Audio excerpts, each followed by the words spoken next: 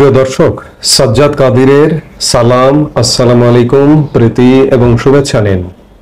এই মুহূর্তে আপনাদের সামনে কথা বলতে এসেছি, ভারত কি বাংলাদেশে কোনো সামরিক অভিযানের পরিকল্পনা করছে এই প্রসঙ্গটা নিয়ে।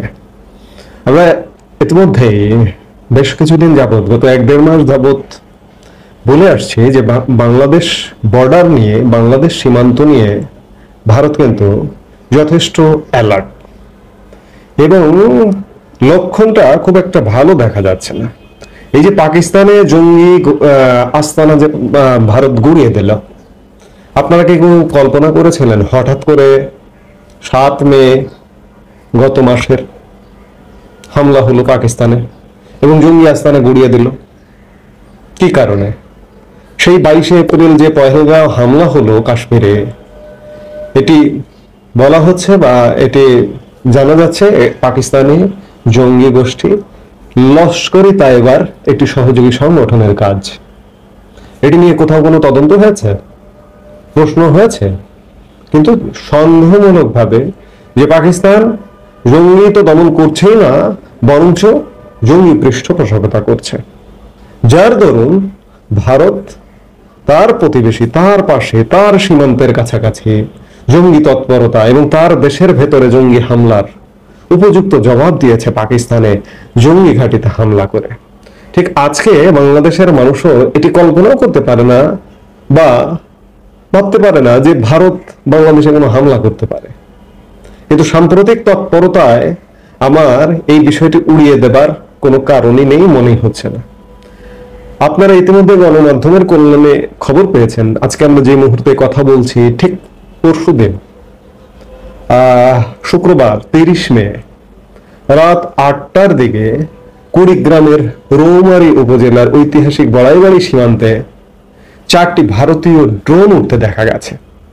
এটি শুধু গণমাধ্যমের খবর নয়, গণমাধ্যমকে এই খবরটি নিশ্চিত করেছেন এই সীমান্তের দায়িত্বে থাকা জামালপুর বিজিবি 35 ব্যাটালিয়ন অধিনায়ক লেফটেন্যান্ট কর্নেল হাসানুর রহমান।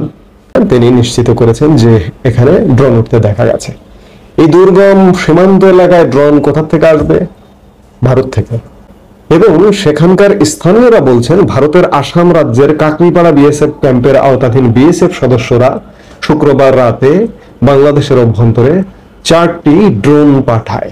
রৌমারী উপজেলার বড়াইবাড়ি ও বারবান্দা গ্রামের আকাশে এসব ড্রোন প্রায় 4 ঘন্টা ধরে চক্কর দেয় বিএসএফ নজরদারি করতে এবং বাংলাদেশিদের মধ্যে আতঙ্ক ছড়াতে এসব ড্রোন উড়াচ্ছে।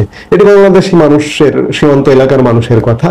এর আগে গত 27 মে, কদিন আগেই গত 27 মে একই সীমান্তে বাংলাদেশের আকাশ সীমায় ড্রোন উড়ায় বিএসএফ।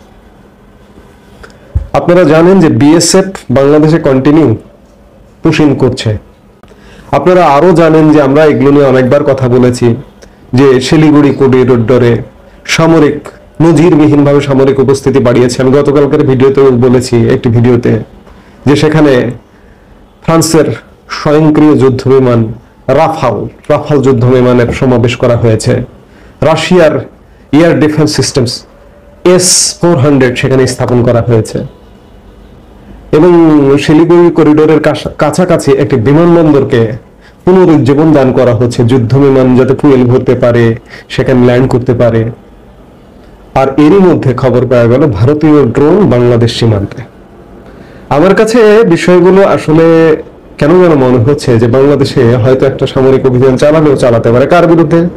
জনগণের বিরুদ্ধে না, বাংলাদেশের জনগণের বিরুদ্ধে না, সরকারের বিরুদ্ধে হয়তো বা, সরকারের বিরুদ্ধে হতে পারে। আমি এর আগেও একাধিক ভিডিওতে বলেছি যে পাকিস্তানের প্রেক্ষাপট ভিন্ন। পাকিস্তানের সরকারের সরাসরি জঙ্গি গোষ্ঠী নেই, কিন্তু জঙ্গি গোষ্ঠীকে পৃষ্ঠপোষকতা করে রাষ্ট্রীয়ভাবে। হামলায় পাকিস্তানে যে জঙ্গিরা মারা গেল, তার দাফন কাফনেও রাষ্ট্রীয় মর্যাদায় জঙ্গিদের দাফন করেছে পাকিস্তান, অর্থাৎ জঙ্গিদের পৃষ্ঠপোষক। বাংলাদেশের পৃষ্ঠপোষক তো বটেই, স্বয়ং রাষ্ট্র ক্ষমতা, রাষ্ট্রের কোন কোন জায়গায় জঙ্গি গোষ্ঠী বসে গেছে। বাংলাদেশের জেলখানা থেকে জঙ্গিরা একদম মুক্তি পেয়ে গেছে। আমি যেটি বলছিলাম, রাষ্ট্রীয় জায়গায়, গণমাধ্যমে সরব, সোশ্যাল মিডিয়ায় সরব, সিটি কর্পোরেশনের যে একজন প্রশাসক বসানো হয়েছে হিজবুত তাহরীরের সদস্য, আমরা হয়তো একটি বিষয় জানি সামনে এসছে, এরকম বিভিন্ন জায়গায় জঙ্গি গোষ্ঠী বসে গেছে। সেই জায়গায় বাংলাদেশে যদি ভারত সামরিক অভিযান চালায়, অবাক হবার কিছু থাকবে না। সীমান্তে সামরিক উপস্থিতি বাড়াচ্ছে, সীমান্তে ড্রোন মহড়া করছে, সামরিক মহড়াও করেছে কদিন আগে। এই যে তিস্তা প্রহার, গত 8 থেকে 10 মে শিলিগুড়ি করিডোর সংলগ্ন ফারাক্কাবাদ এলাকায় তিস্তা পাড়ে কেন, পূর্ব সীমান্তে কেন করছে? আবার গতকালকে ভারতের সেনা পর্যায়ে 3 বাহিনী প্রধান এবং সেনা সর্বাধিনায়ক অনিল চৌহান সিডিএস সহ এবং ইস্টার্ন কমান্ড, ভারতের সেনাবাহিনীর ইস্টার্ন কমান্ডের জিওসি কে নিয়ে একটা অসমর্থিত সূত্রের খবর, গতকালকে এমন মিটিং হয়েছে এবং সেই মিটিংটি নাকি বাংলাদেশ প্রসঙ্গে। যদি তাই হয়, একটি অসমর্থিত সূত্র বলছে যে গতকালকে মিটিং হয়েছে। যদি মিটিং হয়ে থাকে, বাংলাদেশ নিয়ে মিটিং হয়ে থাকে, কি মিটিং হতে পারে? ভারত খুব গত 10 মাস যাবৎ বাংলাদেশের গতিবিধি অবজার্ভ করছে, পর্যবেক্ষণ করছে এবং ভারতীয় সেনাবাহিনীর সাথে বাংলাদেশ সেনাবাহিনীর সংযোগ আছে। এটি বাংলাদেশ সেনাবাহিনীর তরফ থেকে যেমন আমরা জেনেছি, ভারতীয় সেনাবাহিনীর তরফ থেকেও জেনেছি। আমাদের সেনাবাহিনী সীমিত সক্ষমতা দিয়ে যথেষ্ট সাধ্য মতো কাজ করে যাবার চেষ্টা করছে। এটি অস্বীকার করবার উপায় নেই। মাঝে মাঝে আমাদের মনে হয়, আমারও মনে হয় কখনো কখনো, যে সেনাবাহিনী আছে, তারপরে মব থামছে না কেন, মব ভায়োলেন্স বন্ধ হচ্ছে না কেন? কিন্তু আমার সেনাবাহিনীর সক্ষমতা সীমিত। সেনাপ্রধানের এক বক্তব্যের মাধ্যমেই আমরা জানতে পেরেছিলাম যে রোস্টার ডিউটি করে 30,000 সৈন্য করে, 31,000 নামে আর 31,000 ওঠে। এই 30,000 সৈন্য সারা বাংলাদেশে, সেটা কি সম্ভব? আর সেনাবাহিনীর কি আইন শৃঙ্খলা রক্ষা করা সম্ভব? সম্ভব না বলে আজকে আইন শৃঙ্খলার অবনতি, আইন শৃঙ্খলা বিঘ্ন ঘটছে, মব ঘটছে। আইন শৃঙ্খলা রক্ষার প্রধান কাজ পুলিশের, সেই পুলিশ ধ্বংস করে ফেলানো হয়েছে। পুলিশকে তো আজও সক্রিয় করা যায়নি এবং যাবে না। এই বিদ্যমান পরিস্থিতিতে এটি অসম্ভব, পুলিশকে সক্রিয় করা সম্ভব হবে না। সেই জায়গায় সেনাবাহিনী দেশের শৃঙ্খলা নিয়ন্ত্রণে কাজ করছে সীমিত সাধ্যের মধ্যে, 30,000 সৈন্য সারা দেশে। কিন্তু সেনাবাহিনী তো ক্যান্টনমেন্টে দেশ রক্ষার, স্বাধীনতা সার্বভৌমত্ব রক্ষার জন্য প্রচুর কাজ থাকে, কাজ আছে। আরেকদিকে আমাদের চোখ রাঙানি মিয়ানমার সীমান্ত, রাখাইন রাজ্য সংলগ্ন আমাদের যে সীমান্ত, আমাদের বিজিবি আছে সেখানে, কিন্তু তারপরেও সেনাবাহিনীর সেখানে কনসাস থাকতে হচ্ছে। কখন কি ঘটে, একটি দেশের বিদ্রোহী গোষ্ঠী যদি এপারে ঢুকে যায় তখন কি হবে? মাঝে মাঝে ঢুকবার খবর পাওয়া যাচ্ছে, কিন্তু তারা যদি সংঘবদ্ধভাবে মায়ানমারের রাখাইন রাজ্যটা দখল করেছে, আমাদের এই পার্বত্য চট্টগ্রাম কক্সবাজার অঞ্চলের একটা অংশ যদি দখল করবার ঘোষণা দেয়, সেনাবাহিনীকে কিন্তু এই টেনশনে থাকতে হচ্ছে। সেই জায়গা থেকে সেনাবাহিনীর যথেষ্ট সক্রিয় ভূমিকায় আছে। সেনাবাহিনীকে ভারত সহযোগিতা করবারও কথা বলেছে, সবসময় বার্তা দিয়েছে যে আমরা পাশে আছি এবং আমাদের সেনাবাহিনীর মধ্যে কোনো ধরনের কোনো সমস্যা নেই। দুদেশের আদান প্রদান, ট্রেনিং, প্রশিক্ষণ, সেগুলো কিন্তু সব চলমান আছে।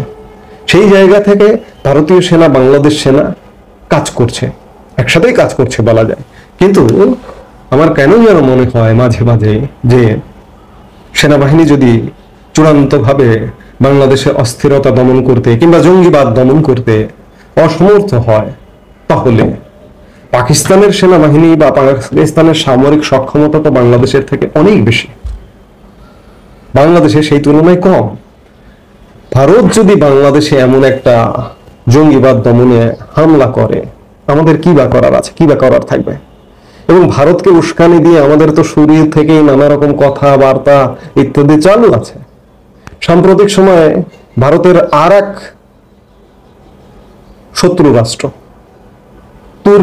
তুর্কির সাথে বাংলাদেশে সামরিক কারখানা চট্টগ্রামে এবং নারায়ণগঞ্জে করবার একটা পরিকল্পনা নাকি করছে সরকার, এমন খবর গণমাধ্যমে এসছে, ভারতীয় গণমাধ্যমে। সম্প্রতি এই যে বিনিয়োগ উন্নয়ন বোর্ডের যে প্রধান আশিক চৌধুরী, তিনি তুর্কি সফর করেছেন। ভারত তো তুর্কিকে এই মুহূর্তে ভালোভাবে দেখছে না, কারণ পাক ভারত সংঘর্ষের সময় তুর্কি ড্রোন ভারতে হামলা করেছে, এবং এমনকি তুর্কি সৈন্য যারা ট্রেনিং দেয় ড্রোন পরিচালনার, সৈন্যদের মধ্যেও কেউ মারা গেছে, এমনটাও খবর পাওয়া গেছে। সেই জায়গায় তুর্কির সাথে বাংলাদেশ যৌথভাবে সামরিক কারখানা, সমরাস্ত্র তৈরির একটা প্রক্রিয়া শুরু করতে যাচ্ছে, আলাপ হচ্ছে, দুদেশ সফর হচ্ছে, এমন স্বাক্ষর হবে এমন পর্যায়ে। এগুলি তো ভারত ভালোভাবে দেখবে না। সেই জায়গায় ভারত যদি হঠাৎ করে আকস্মিক হামলা করে বসে, কবে কখন করবে এটি বলা কঠিন। মানে জঙ্গিবাদ দমনে বাংলাদেশের সাধারণ মানুষের জন্য কোনো, পাকিস্তানের সাধারণ মানুষও ক্ষতিগ্রস্ত হয়নি, কিন্তু এই যে 4 দিনের 7 to 10 মে যে যুদ্ধ হলো, সংঘর্ষ হলো, পাকিস্তানের সাধারণ মানুষ যে ব্যাপক হারে ক্ষতিগ্রস্ত হয়েছে, হ্যাঁ সাধারণ মানুষ কিছু হয়তো অল্প কিছু মারা গেছে। বাংলাদেশেও সাধারণ মানুষ টার্গেট নয়। বাংলাদেশে একটা অসহিষ্ণু সরকারটি, এবং এই সরকারটি যে জঙ্গিদের পৃষ্ঠপোষকতা দিচ্ছে, সেই জায়গায় ভারত অ্যালার্ট, এবং সেই জায়গায় যদি ব্যবস্থা নেয় হঠাৎ করে আকস্মিকভাবে, অবাক হওয়ার কিছু থাকবে না। তবে সেই ব্যবস্থাটি কবে নেবে, কখন নেবে, এই মুহূর্তে বলা কঠিন। কাজেই আমি যথেষ্ট উদ্বিগ্ন যে ভারত বাংলাদেশে যদি সামরিক হামলা করে তাহলে কি পরিণত হবে, এটি অবশ্যই উদ্বেগের বিষয়। এই মুহূর্তে এ পর্যন্তই। সবাই ভালো থাকুন, সুস্থ